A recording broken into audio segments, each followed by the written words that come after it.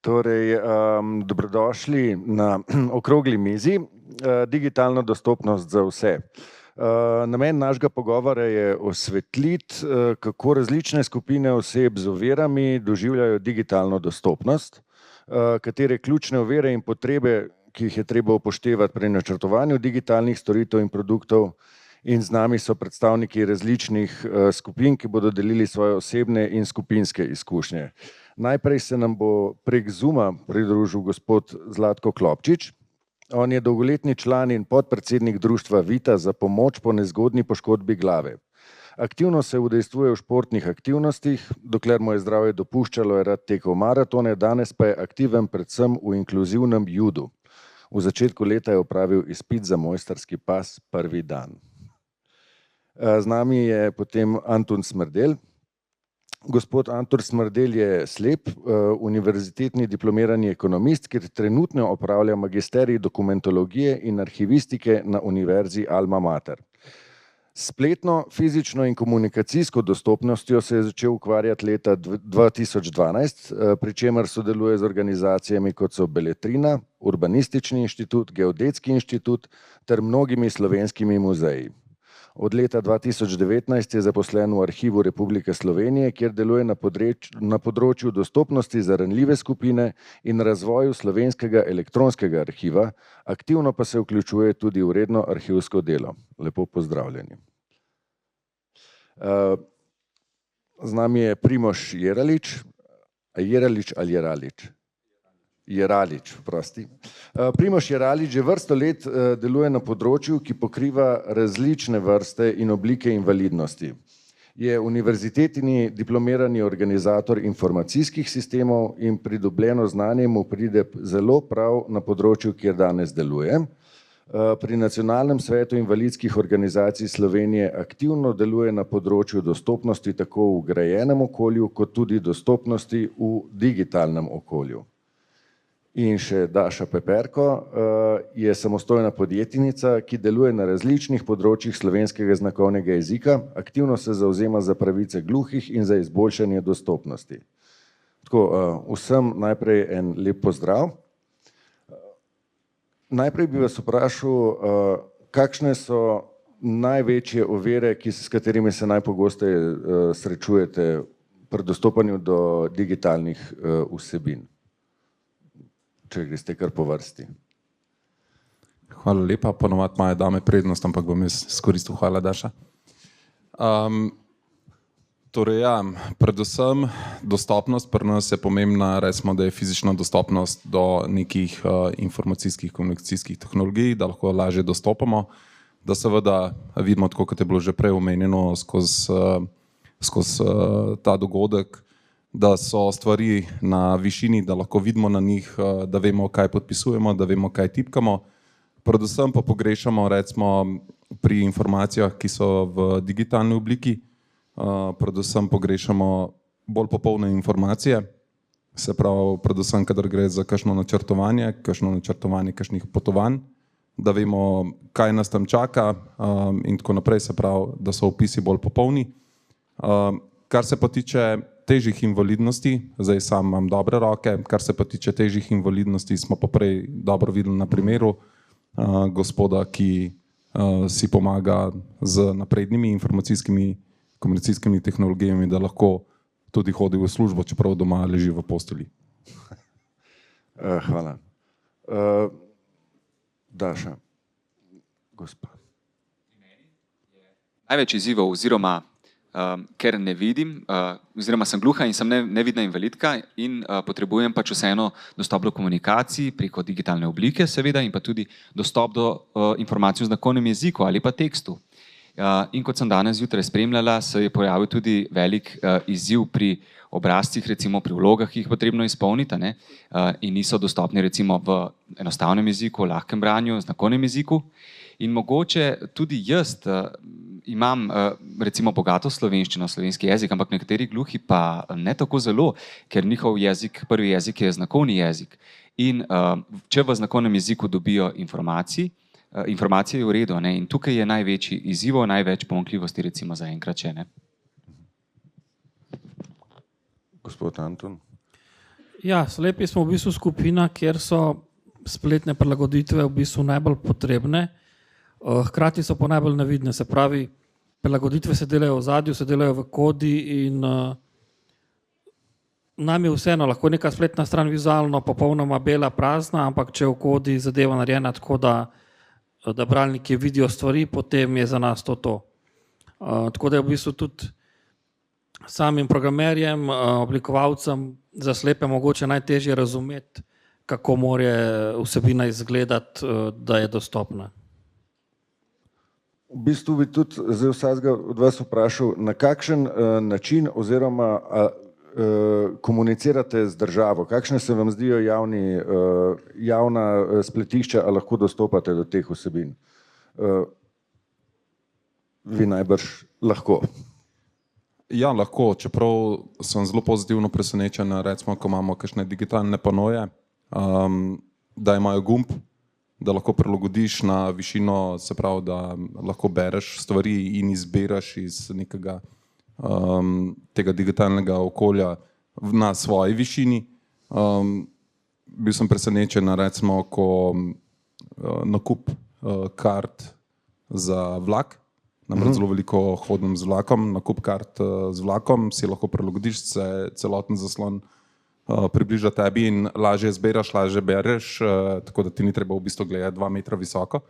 Ravno tako, recimo, v teh poslovalnicah hitre hrane, recimo, imajo prilagoditev teh zaslonov, tako da mislim, da je ta neka splošna ozaveščenost, da je potreba pri prilagoditvah takšnih in drugačnih, ne samo za mojo obliko invalidnosti, ampak tudi za gluhe, naglušne, slepe in slabovidne, da je sama ta splošna ozaveščenost, da je prisotna med celotno populacijo, ampak samo opažam tudi skozi delo, ki ga opravljam, da je zelo veliko neke izgubljenosti in nevednosti.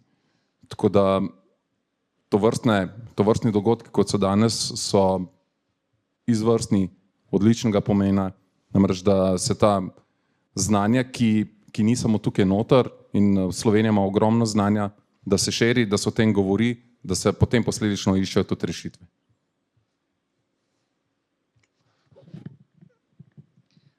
Torej, glede dostopa spletišč oziroma digitalnih stvari je v redu, ampak vidim pa tudi pomanjkljivosti, recimo, da bi bilo malo bolj enostavnega branja, lahkega jezika, v znakovnem jeziku, da bi bilo kakšne stvari, recimo sploh v kakšnih nujnih, hitrih, ažurnih informacij, da bi prišlo do več ljudi, ker vedno smo mi gluhi v nekako zaostanku, ne dobimo teh informacij. Bi poudarila, tako kot je predhodnik že povedal, ne, da je pomembno v tem, a so ljudje osveščeni ali ne, recimo, mogoče gluhi potem sami lahko rečejo, to ni zame, to je malo pretežko zame, ampak vseeno pa jim lahko omogočimo, no, sploh, da pridejo te informacije do njih, ker je to njihova pravica in potem bojo že sami pač izbrali tisto stvar, za katero mislijo, da jim je v redu ali pa ne. No, za gospod Dašo imam pod vprašanje, v bistvu, koliko imajo težav ljudje, katerih prvi jezik je znakovni jezik v digitalnem okolju, kako se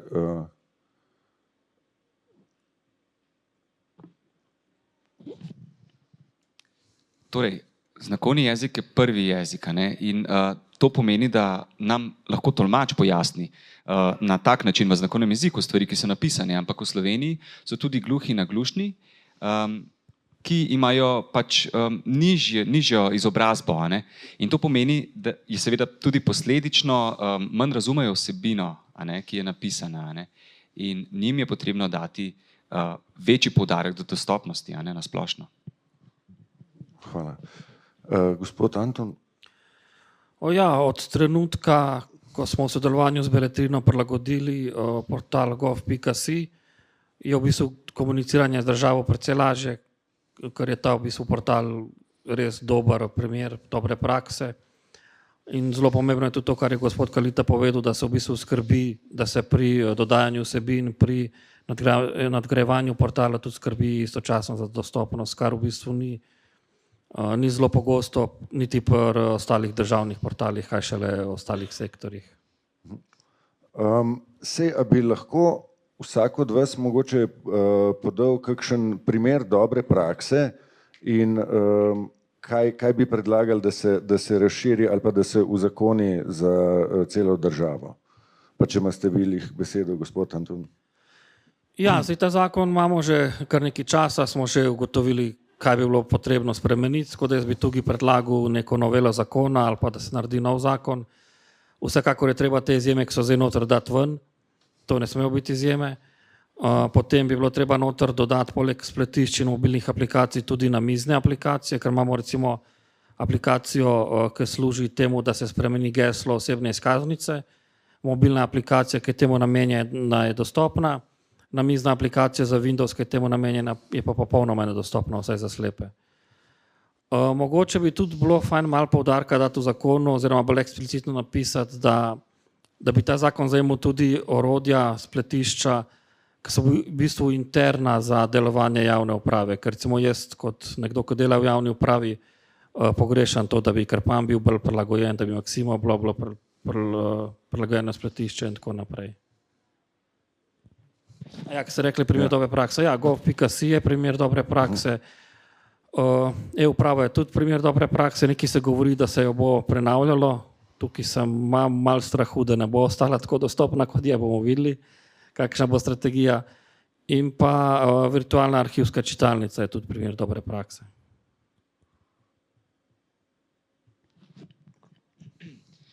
Tudi meni je zelo všeč, kako se pelje ta pot, torej same dostopnosti do ranljivih oseb. Pri nas, pri gluhih in naglušnih pa pogrešam, oziroma je dobra praksa tudi to, da bi nas povabili za malo boljše sodelovanje, da bi skupaj sodelovali, da bi se povezali z nami gluhimi, da bi nas povabili pri samostvarjanju oziroma sodelovanju, da bi lahko pomagali na tem področju, ker gluhi in naglušni smo zelo heterogena skupina, vsak različni smo si, torej nekateri ne uporabljajo znakovnega jezika in recimo tudi vsak naglušen ima mogoče svoj način, kako si pomaga. Niso vsi uporabniki istega pripomočka in različna znanja imamo glede samega slovenskega jezika, znakovnega jezika in bi bilo dobro, da se nas nekako vključi v ta proces. Hvala. No, vse vi ste par dobrih primerov že povedali. Ne? Ja, pa lahko še mogoče kakšen stavek dodam. Absolutno. Jaz se absolutno strinjam z obema. Želim si, da bi bilo v fazi načrtovanja že več znanja in pa uporabe že veljavnih standardov. Želim si, da bi bilo več vključitve uporabniških izkušenj in pa težav, s katerimi se vsi mi uporabniki srečujemo in bi jih potem že v fazi nekega načrtovanja poskušali izključiti. Zaradi tega, ko se lansira nek produkt na trg, tega nima več in se lahko uporablja in je res uporaben. Hkrati me pa, oziroma imam pa tako en strah in sicer ravno prej sem se pogovarjal z gospodom inšpektorjem. Na trgu je ogromno nekih ponudnikov in še več jih prihaja, rastejo kot gobe po dežju. Nastajajo neke ad hoc rešitve, kar je posledica recimo tudi nek ta vtičnik, ki ga vidimo na spletnih straneh, in te ad hoc rešitve so pa tiste, ki pa nam ne omogočajo nekega enakovrednega vključevanja in pa socialnega vključevanja v življenje. Hvala. Ima mogoče kdo od tukaj prisotnih tudi kakšno vprašanje, samo če ali pa na Zoomu, dobro se lahko poveste.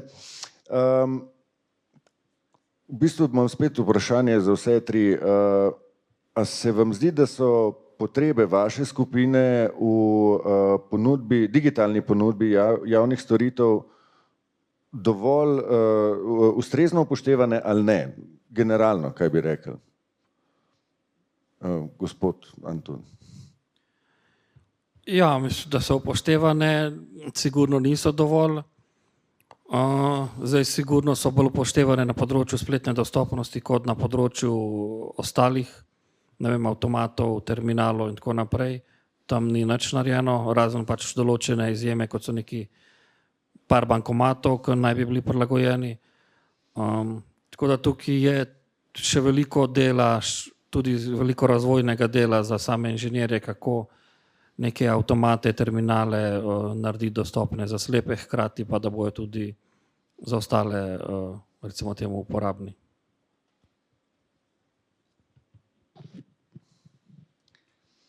torej javne inštitucije oziroma dostop do javnih spletnih strani, tam mogoče vidim, da je nekaj narejenega na podlagi lahkega branja in tako naprej. Gre nekaj naprej v tem smislu, ampak pogrešam pa prisotnost tolmača.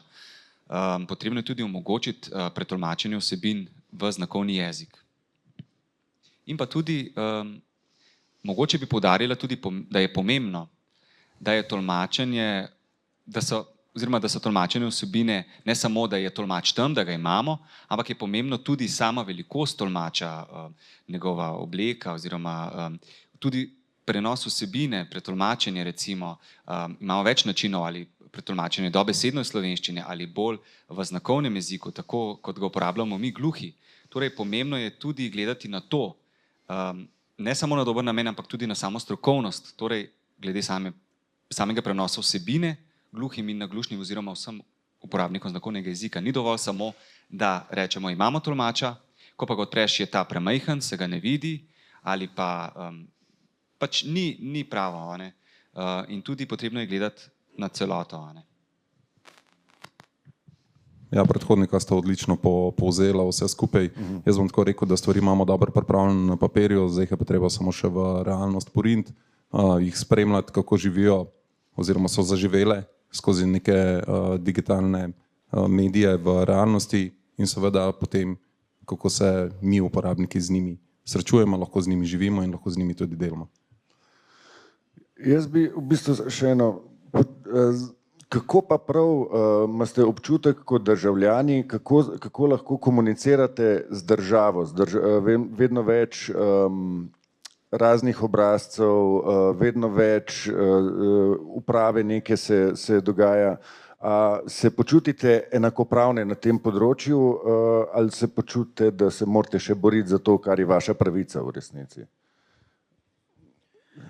Ja, ta enakopravnost je mogoče zmeri večja, spet odvisno na katerem portalu najdeš obrazec, kakšen je ta obrazec.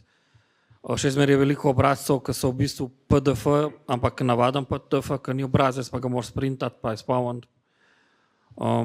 Tudi Wordovi obrazci vsi niso dostopni, Word ima nešteto enih orodij, ki jih lahko noter dodaš in potem narediš dokument nedostopen, čeprav je kao lep.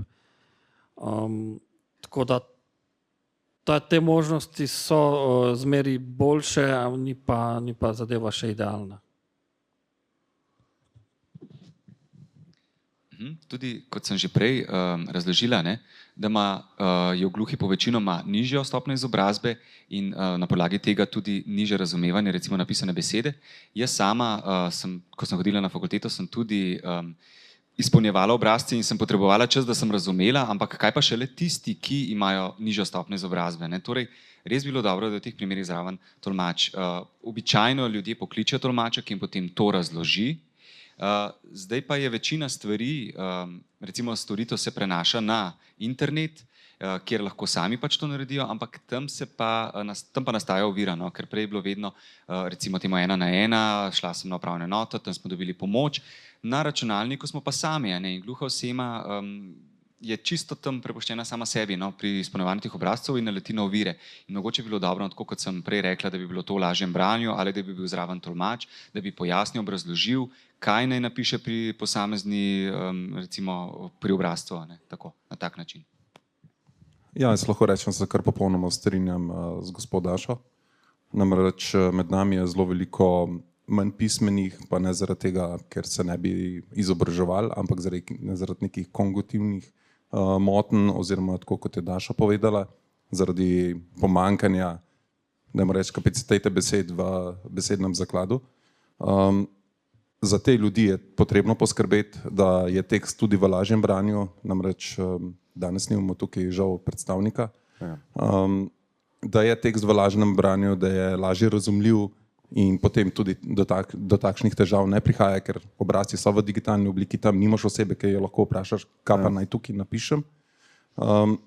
Zase pa lahko rečem pa za svoje sotrpine, uporabnike invalidskega vozička, ne naletimo recimo na kakšne težave pri izpolnjevanju obrazcev, namreč so dostopni, vem pa, da imajo tudi slepi in slabovidni ogromno težav, recimo, ko so tekst boxi, se jih njihov bralnik ne prebere in tako naprej. Ja, recimo, mogoče, če samo dodam, na zadnje, ko sem hotel izpolniti en PDF obrazec od CSD-ja, je sicer PDF obrazec, ampak polja so bila nepoimenovana in nisem imel pojma, v katero polje moram kaj napisati. Še nekaj bi dodala, če lahko. En primer, enkrat sem doživela, ko sem hotela vprašati preko e-maila eno javno inštitucijo glede svoje zadeve, ki sem jo urejala, pa so mi odgovorili, da želimo najprej preveriti, če ste vi prava oseba, prosim, pokličite. Ne?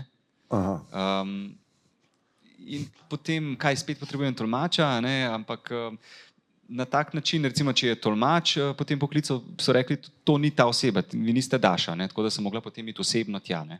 Ja, to se mi že enkrat zgodilo. Zdaj pa, če bi samo še vsak za konec bi vprašal za prihodnost. Kaj se vam zdi, da je najbolj pereče, oziroma kaj bi si želeli, da bi se uredili ali zakonodajo ali pa spremembo nekega odnosa, ki ga imajo ljudje do tega. Kaj se vam zdi, da če nekje je to, o čemer smo govorili danes, poskrbljeno, kaj bi bil dober pogled za prihodnost, nasvet za prihodnost, kam naj gre zakonodaja?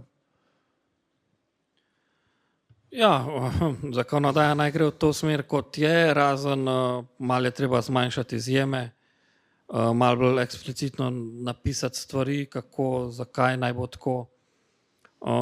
Ozaveščenost nekako je med ljudmi, ko pa pride nekako, da bi bilo treba nekaj realizirati, pa oseba, ki je recimo ozaveščena, včasih pol malo neha biti ozaveščena.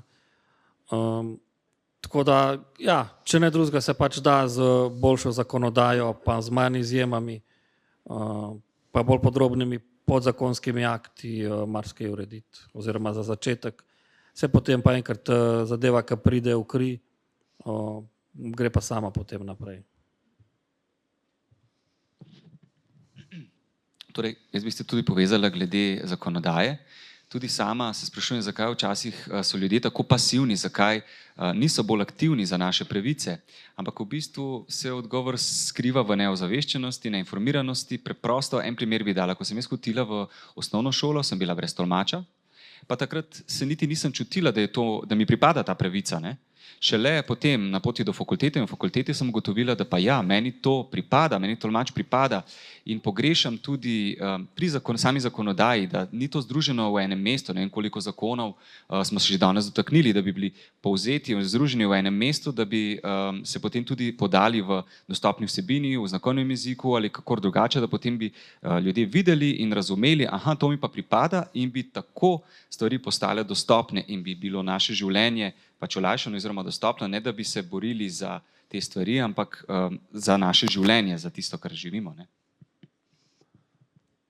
Ja, mene žalosti, recimo, da se leta 2025 še vedno pogovarjamo, da se moramo invalidi boriti za neke svoje osnovne pravice, da bomo nekako na isti nivo neke enakovrednosti razvite družbe prišli.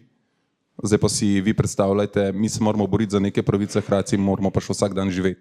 Moramo hoditi v službo, nekateri imamo še otroke in tako naprej in tako nazaj. Namreč tukaj izgubljamo preveč neke nepotrebne energije, zakoni so, seveda vedno je lahko boljš, nikoli ni tako dobro, da ne bi moglo biti še boljš. Ozaveščenost nekaj je, tako kot je Anton povedal, potem pa kar enkrat mogoče malo zgine, škoda. Nihče pa se ne zaveda, da samo klik ste tudi vi stran in ste lahko tukaj gor na tej okrogli mizi z nami. In to je tisto, kar mora pri nas v glavi narediti, oziroma pri vas, mi to že živimo, pri vas v glavi to narediti, da to ne delate samo za nas, tukaj, ki sedimo, ampak delate tudi za sebe. Delate za svoje bližnje, delate za svoje starše in statistika govori, da po 60. letu starosti je več kot 50% verjetnost, da postanete invalid. In to je tisto, kar bi vam moglo prijeti sam noter in s tem morate živeti in to, ko boste začeli delati zase boste dobro naredili, boste naredili posledično tudi za nas. Najlepša hvala vsem trem. Ma mogoče kdo imamo eno vprašanje iz Zooma. Ali lahko na spletu tolmača nadomestijo podnapisi?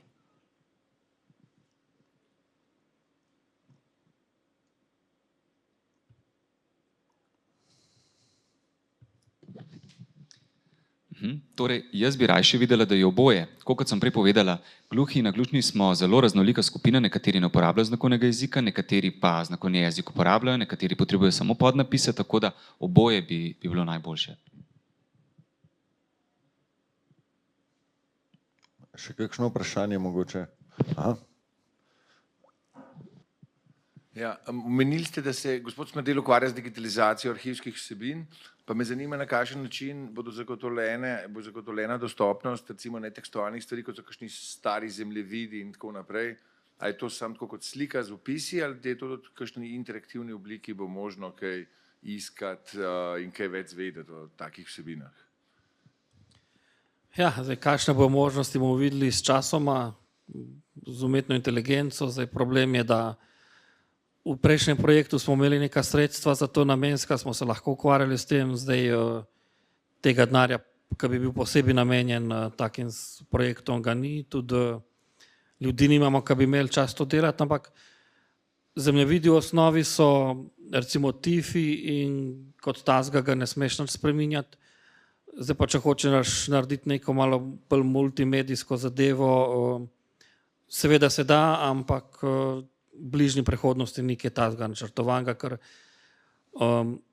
naše gradivo je bolj namenjeno državljanom, ki potrebujejo gradivo za neke pravne postopke, za sodne postopke, za raziskovalne naloge, ne toliko neki multimediji. Tako da vse bi bilo možno, ampak trenutno ni nekih sredstev, da bi se kaj tazga naredilo.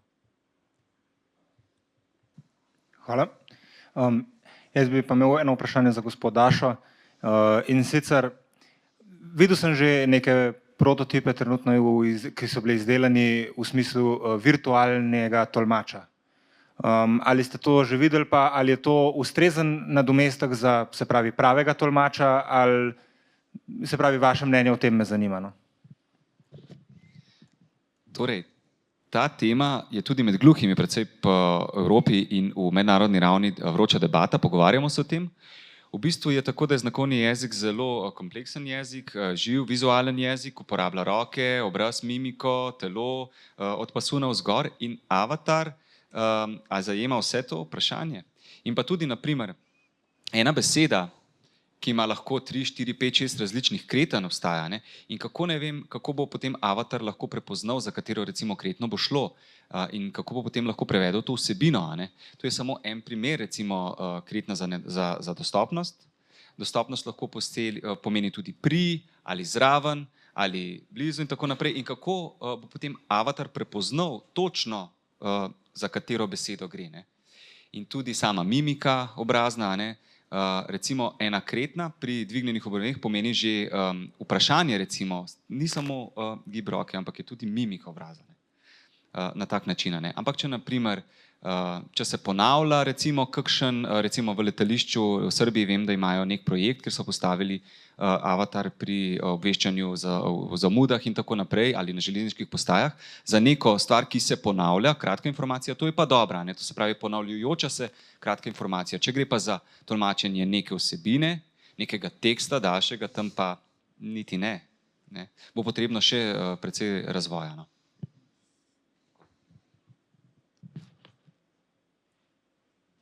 Če nimamo več nobenega vprašanja, potem bi se vam res zahvalil za vaše izkušnje in poglede in zaključil tale pogovor. Gospod se nam žal ni uspel na Zoomu priključiti. Najlepša vam hvala in lepo se imejte še naprej. Ja, hvala tudi vam. Ja. Enako. Hvala.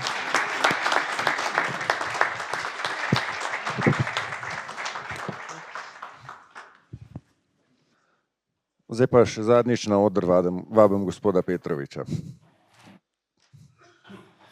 Zahvaljujem se za današnjo udeležbo, tako vsem, ki ste si vzeli čas in prišli na dogodek, kakor tudi vsi, ki ste si vzeli čas in se priključili na oddaljen način. Mogoče bi še enkrat poudaril in povabil vse osebe, ki potrebujete prilagoditve na spletnih straneh in na mobilnih aplikacijah, da uporabite inštitut povratne informacije, da v bistvu vsebine, do katerih ne morete dostopati, da v bistvu lastnike spletišč in mobilnih aplikacij podrezate, če smem tako reči, se pravi, jih pozovete, da vam pomagajo, da pridete do teh vsebin, do katerih ne morete priti, in v primeru, da niste uspešni, nas kontaktirate in bomo potem mi v skladu z zakonom izvedli vse postopke, da se te informacije naredijo dostopne. Zdaj na koncu imamo še nagradno igro, kjer bomo izrebali enega dobitnika. Da vidimo.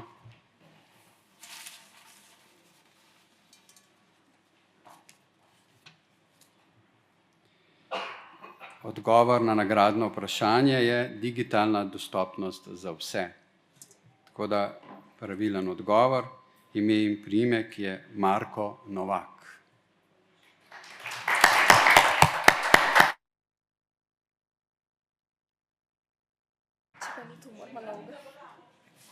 Ja, zdaj, a je gospod Marko Novak tukaj? Ja, ni mislil, da bo izžreban, vidite. No, bomo še enega.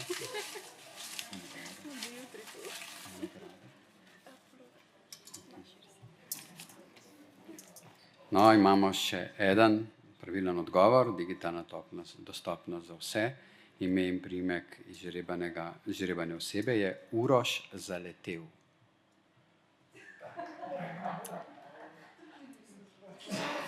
Upam, da bojo posnetek pogledali. No, pa da vidimo. No, zdaj imamo pa damo. Digitalna dostopnost za vse, pravilen odgovor, ime in priimek, Tanja Müller.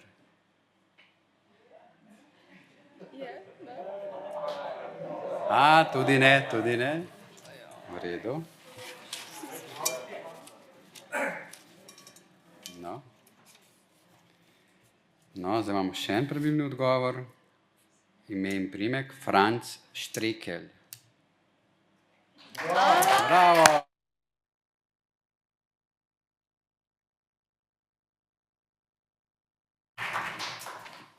Evo, izvolite. Številko mi sam povejte. Imate pulover? Hudi. L. Hvala lepa. Malo mehne številke so. Pa ta XL. Ta največjo, da je moja. Takole, izvolite. Evo, izvolite.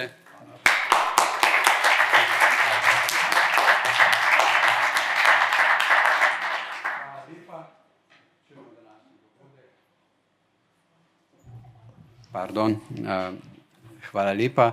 Zaključujemo današnji dogodek in v bistvu vas vabim na vse ostale dogodke, ki jih bo inšpektorat še v tem letu organiziral, s tem, da bi v bistvu povečal ozaveščenost in s tem dostopnost spletišč in mobilnih aplikacij. Hvala. Nasvidenje.